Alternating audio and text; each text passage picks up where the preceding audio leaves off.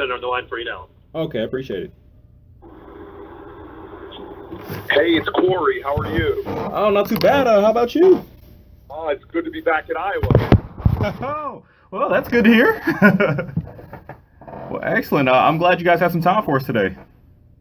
Thank you for the interest in taking time as well. Oh, excellent. Well, let's get this bad boy started. Well, Cory, my first question for you is, why do you want to be president? Well, I'm tired of our country leaving so many people behind, having so many people feel left out. We are at a point in our nation where people are losing faith and feeling like the forces tearing us apart are stronger than the forces holding us together. And I don't believe that. I believe the bonds between us are still strong, and we just need leadership that's going to affirm those bonds and bring us together to solve the really tough problems. I believe I'm the leader to do that. I believe I've been doing that from the city council seat all the way to a Senate seat, bringing people together to solve tough problems. And I think now is the time that we need a leader that's going to call us to the best of who we are, to unify as a nation, get back to a sense of common cause and common purpose. And I'm excited to be talking about those things throughout Iowa and our country. Excellent. And what do you see as some of the biggest challenges our country is facing right now? Well, there are really practical challenges, like so many Americans who work hard jobs and find themselves still with too much month at the end of their money than money at the end of their month. With so many Americans who are finding themselves unable to afford prescription drugs or going to a primary care physician. So many Americans finding the cost of college or the cost of child care just going up. But I say all that as a precursor, because clearly we have existential threats, whether it's climate change, the impact you're seeing here in Iowa.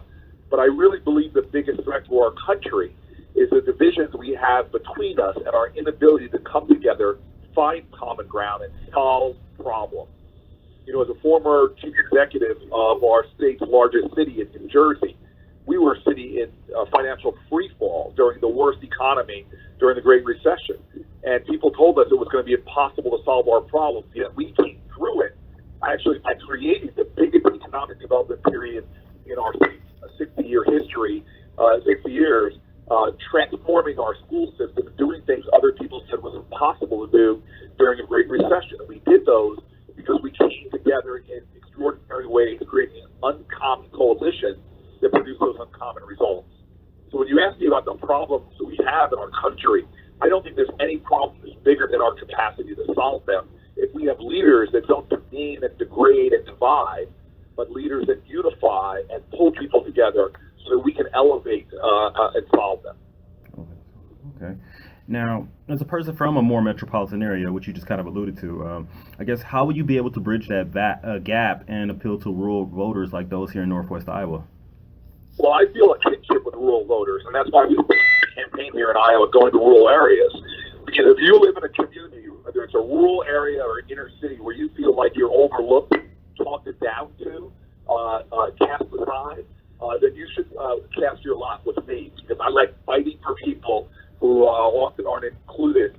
And the economic challenges in rural America right now, from rural hospitals closing, to rural education being underfunded, to lack of access to common things that should be a part of every American's birthright, right? Having broadband access or clean water or the kind of infrastructure needs that rural America has. These are the things that I will fight for and champion. It's why I still live where I live, as the only person in this race living in a low-income, below the poverty line areas, because these are the folks that I want to cast myself with when it comes to fighting for those problems. So we need a president that has a rural agenda, and I'm going to make sure that when it comes to creating an agenda to stop the hollowing out of our rural areas, to turn back to investing in those areas, whether it's in small businesses or original entrepreneurs and small family farmers who now are being so squeezed that their share of the consumer dollar has dropped 40, 50% in terms of the goods that they're selling. And so I know that these are folks that in many ways have a common kinship with somebody who's been fighting their entire career for communities that they long have been underestimated, underinvested in, and often left behind when it came to the vision of America. Excellent. And could you elaborate just on a few more of those ideas you want to do for rural America? Just because got to make sure we're represented here. Yeah, definitely. Yeah. Well, look, a couple of ideas specifically. Number one is this idea that large corporate consolidation is hurting rural farmers. I have an ag bill with the only farmer in the Senate, John Tester, to put a moratorium on these massive corporate consolidations. It's something that Paul Wellstone called for decades ago. Because what's happening is farmers now, there's about 3 companies that control the overwhelming majority of the seed producing and the chemicals that go into farming.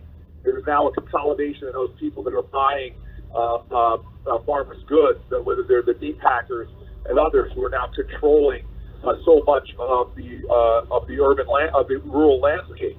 And so my ag bill to put a moratorium on those consolidations, which has really undercut competition and has helped farmers to be competitive.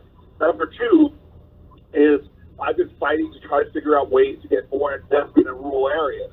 So beyond my $1 trillion plus infrastructure bill, which will have a massive component is about rural investment, I've also actually passed a bill that just became law recently that's called opportunity zones, where a lot of rural areas are now starting to see the benefit of having a different tax treatment, where people who invest in rural areas and haven't seen investment get a massive discount when it comes to the capital gains they pay. So I think they're going to help to reinvest in our rural communities, whether it's rural hospitals or housing or businesses, to really help us to create possibilities for the future. Okay. And I guess for you, during your time in the Senate, what piece of legislation have you been most proud of supporting? Well, I think it's clearly the only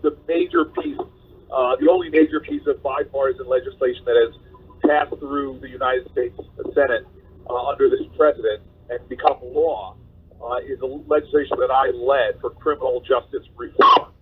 We have a nation that has seen an over 500% increase in incarceration since 19 for nonviolent drug offenders. And this has been a terrible waste of our nation's resources, locking up people with mental illness and addiction, folks that need health care and treatment, not jail and prison. And so this bipartisan piece of legislation really is going to start ending the war on drugs and start moving us back to having a criminal justice system that really is about restorative justice and not disproportionately punishing low-income people. So I'm really proud of that legislation. It shows my ability to bring people together and get things done, that even in a divided Congress, we can work across the aisle and make things happen for the good of people. Okay, and similar question, but what piece of legislation are you most proud of voting against as a senator? Well, look, I tell you, we've had a really terrible time with health care in this country.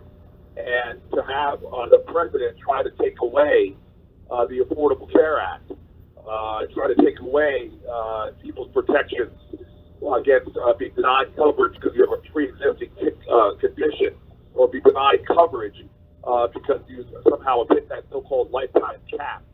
I'm so proud of fighting and voting against the attempts to repeal the Affordable Care Act. Okay. And what can we do in this country to, help streamline and improve our legal immigration process? Well, we need to, number one, make sure that our common sense, bipartisan efforts like we've seen in the past to create an immigration system that works for Americans is what we need to get back to. There was a bipartisan piece of legislation that passed throughout the United States Senate to reform our immigration, to put more resources to protecting our border, to put more resources to make sure that we have a sensible immigration that doesn't put kids in cages or separate families. It gives pathways to citizenship for many of the workers that have been in this country for years, like our dreamers, but are still left behind. We could have common sense immigration that builds our economy, keeps us safe, and that's what I'm supporting. Okay.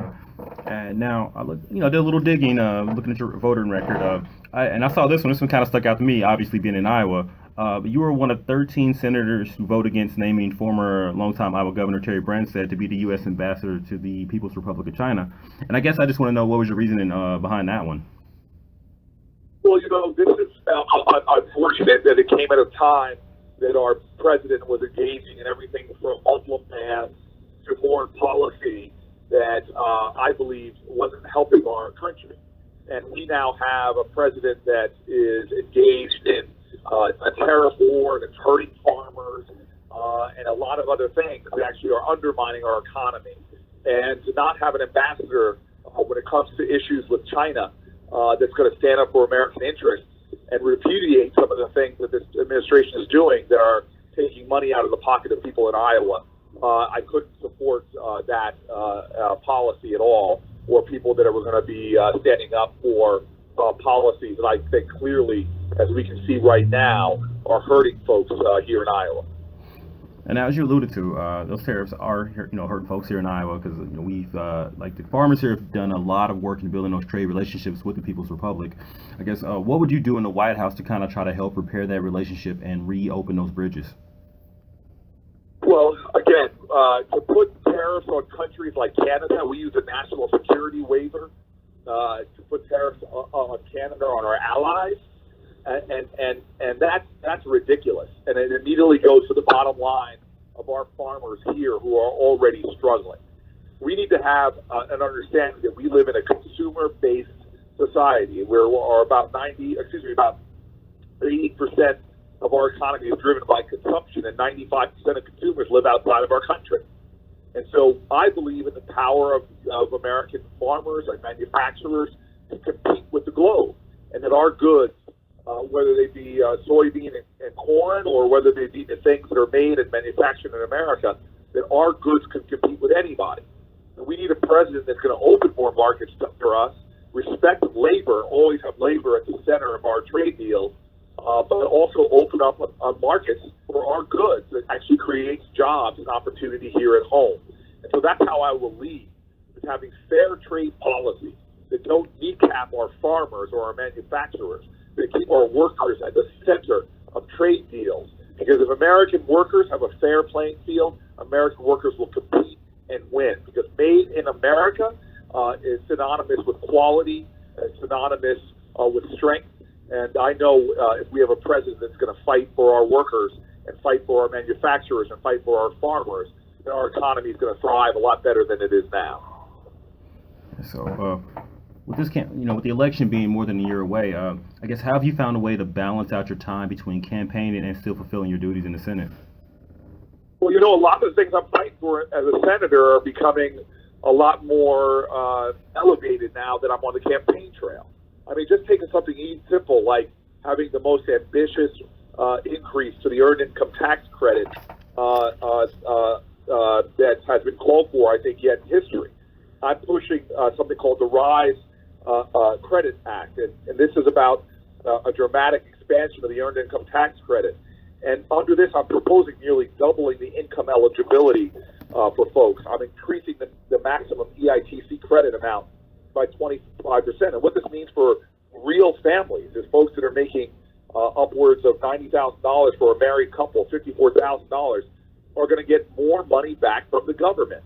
That they are going to actually get tax credits that are targeted, not like these toxic Trump tax cuts that have gone disproportionately to the wealthiest 5%, wealthiest 1%, wealthiest corporations. This is going to target money to the working people of this country to get more money back in their pocket at a time that they need it. And so, yeah, I'm a senator who's fighting for common sense legislation, and being on the campaign trail, it actually gives me an opportunity to get more widespread exposure to my ideas, and God willing, some more movement for them in the United States Senate. Okay. And until you launched your campaign, I was not aware that you had some familial connections to Iowa. Could you tell us a little bit more about that? Yeah, I've been coming out to Iowa since I was a little kid because my grandmother was born and raised out here. My family were coal miners in Alabama, moved up to Buxton, Iowa, which was a coal mining community where African Americans and European immigrants joined together in sweat and struggle to carve out from the earth not just coal, but a better lives for themselves and their children. And it was that town of Buxton, in many ways, that one author called a utopia because you had integration, you had blacks and whites standing together, working together, a building community together. Really, what the values that my family here in Iowa was raised with is that we in a nation, as I said before, the ties that bind us are stronger than the lines that divide us. And I'm proud, since I was a little kid, it's been Des Moines, Iowa, and my family who descended from folks in Buxton that really helped to raise me. And so I've been connected to the state for a long time. I still have a lot of family out here, and it's just good now to not be coming back for family reunions only now, but to be coming back to try to talk directly to Iowans, many of whom who share my family's history of coming to the state for opportunity and finding it. Come to this state and find the best of America and discovering it. Coming to this state really for the goodness and the decency that is America, and having that be the fertile soil that helped my family grow to the point now where a grandchild of an Iowan is running for president of the United States. Excellent. And now I know you've made some events, like down there in Sioux City, but do you have while you're on the trail, do you plan on making any stops up here in our little corner? We cover Lyon, O'Brien, Osceola, and Sioux counties. Well, listen, I'm going to crisscross this state so much in the next year, and I'm making a point to getting to the places in the state that haven't been visited that much by presidential campaigns, because my message is very simple. I come from a community that was overlooked, that was underestimated, that was underinvested in, and I know that my campaign is going to thrive by connecting with people who feel often the same way. Iowa is a great state, not just because of its big metropolitan centers, but it's a great state because of the people all over the state, folks who make their living off the land, folks who are teaching in schools, whether they be at large high schools or rural grade schools. And I'm looking forward to just talking to as many people as I can. So you can count on it that I'll be in your area of the state, not on this trip, but eventually. Okay, excellent. Is there anything else you want to add or note or finish off with? No, man. It's just that I'm sorry that I didn't play college football out here. I was sucked into the Pac-12 in my day, and it makes it kind of tough when I talk to a lot of great Hawkeye fans out here that I was a Stanford Cardinal, but I try to keep that quiet, so don't write too much about that. No worries. This is a big, here is Big Ten country, and I'm from Kansas, so I'm a Big 12 guy, and so yeah, I just boast about that anyway. Well, the older I get, the better I was, so it's hard for me not to brag when I'm out here. Okay, actually, I do have one bonus question for you. Go ahead. All right, as a fellow kind of more, I guess, I don't want to call you a bookish type, but, more of a bookish kind of guy, how did you land Rosario Dawson? Listen, man, nerds, you watch Revenge of the Nerds, you're probably my age. The older you get, the more nerd is chic, man. Awesome. Look at that. That's a message for all the fellow nerds out there. It pays off. Excellent. Well, thank you so much for your time. And, hopefully we'll see you up here on the campaign trail. All right, brother. Thank you so much. All the best to you. You too. All right.